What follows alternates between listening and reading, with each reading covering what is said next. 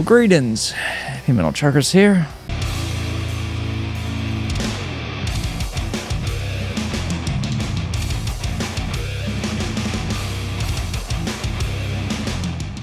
So, in this, we're going to take a listen, take a look to some metal, give our honest thoughts on it.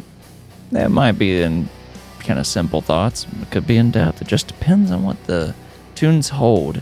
And in this, we're taking more of our segment from around the world, and we're going to Finland. And we are checking out Sonata Arctica.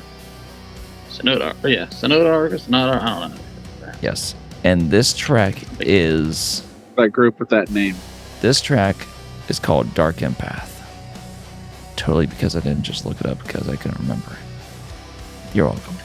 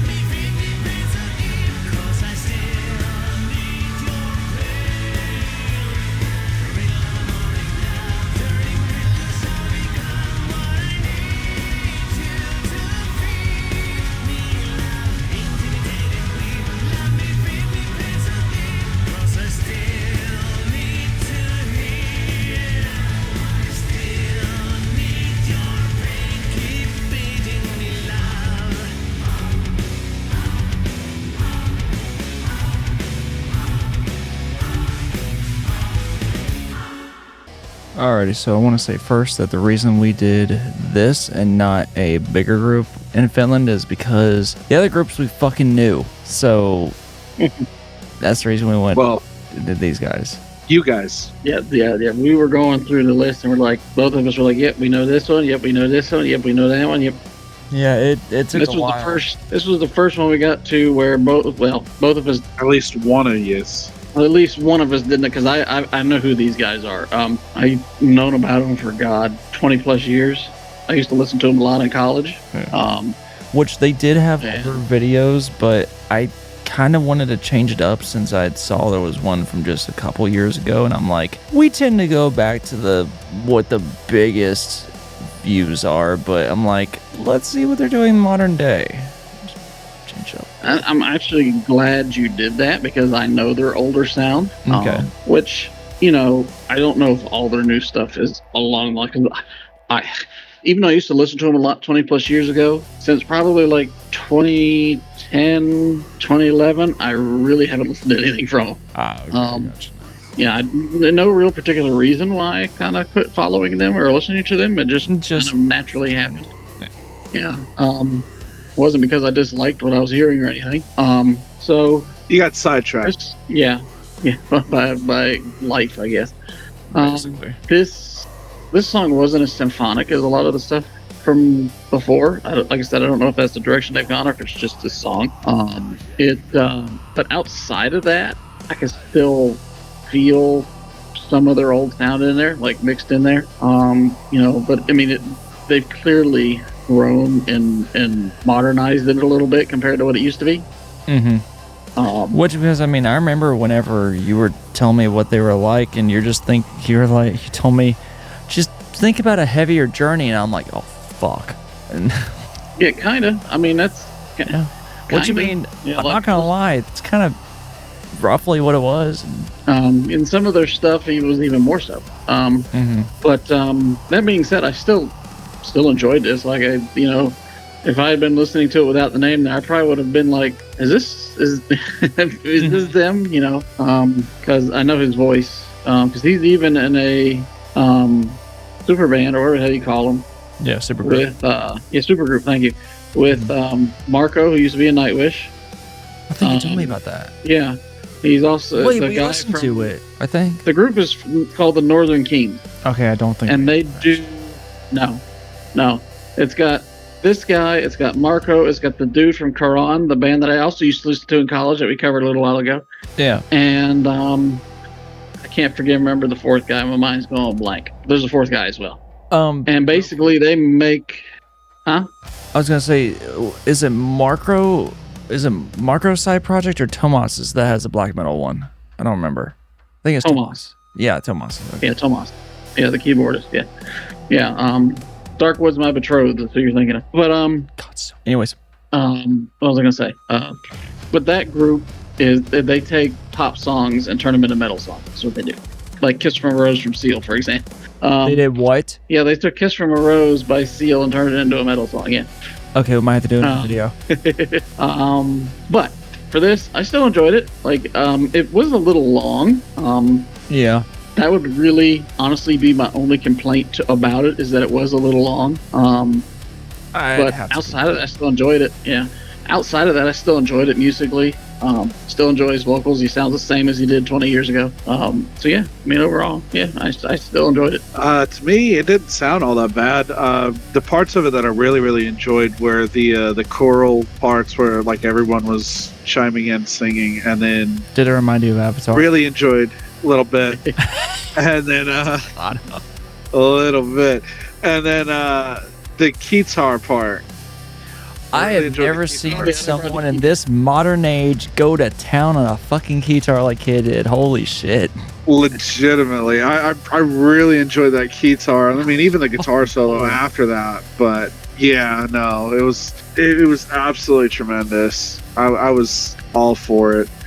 I will say, yes, it was a little bit of a longer song. But if this is supposed to be like a heavier version of Journey, then that makes absolute sense as to why it's a longer song. But yeah, like I could see listening to this more. once they started playing, I'm thinking to myself, okay, yeah, they are heavier Journey, but damn, they're heavy. Like, this is well played. And then his voice came up, and I'm like, motherfucker, you didn't pay for that. He God brought the clean. damn. Yeah. Just the way he just was more spoken word with his vocal, I'm like, there's not a lot of people that still do it and doing it as well even as he did. Like, holy shit. Like, it was just storytelling at that point, which, I mean, this was, but still, like, A lot of their songs are like that. and just how he would go and just begin to actually put a full-on vocal performance in it. I'm like, motherfucker. So yeah, like, yes, it was long, but holy hell did I enjoy this. If this is what Journey sounded like, I'd actually probably start listening to them more. Because aside from whenever I hear my father play Journey on drums, I don't care for them. Like, they're a little too, I don't want to say poppy, but and I don't want to say mainstream either, because that's just sounding like an artist. A little bit, but yeah, I mean, you know, so radio friendly. got one of the most famous songs, if not the most famous song of all time. Yeah, you can't go anywhere without hearing it. Yeah, so it's like radio. It's a good song, but after a while, you're like, all right. Yeah, like, we get the idea. Like, you could have made this like a minute or two shorter, and that's coming from someone that enjoys Funeral Doom. So yeah. But anyway, yes, I thoroughly enjoyed this. I'd actually be intrigued to hear more. Not for a while though, because we got a backlog. But anywho, if anybody has any recommendations, that's the best way to get it in there. Yes, absolutely. From this point forward, because we have pretty much decided that big backlog. Unless it's a group that we all just really enjoy. Basically, what he's trying to say is he gets messing with something else. Unless it's one of our absolute favorite bands, which a lot of them have already put out music recently. Yes. We're going to stop covering new singles for a while, unless they're requested. Yes, just because got a lot of personal stuff going on. Mm-hmm. And it's just that, and because of how big our backlog is. Bigger backlog, and we just don't have the time to do this anymore. Like, time to do that not much like we anymore. were. Yeah. Yeah, it's not like we were. Yeah, so we're going to be... Eventually we might again, but not right now. Yeah, I mean, it kind of depends on how things go, but it's like, we got to get that backlog decreased, and this is like the only way we can really realistically do it. Yeah. But anywho, thank you guys for watching, and I now have a very fluffy scarf, or I had one. But anyway, whether musically, lyrically, or literally, keep rolling heavy.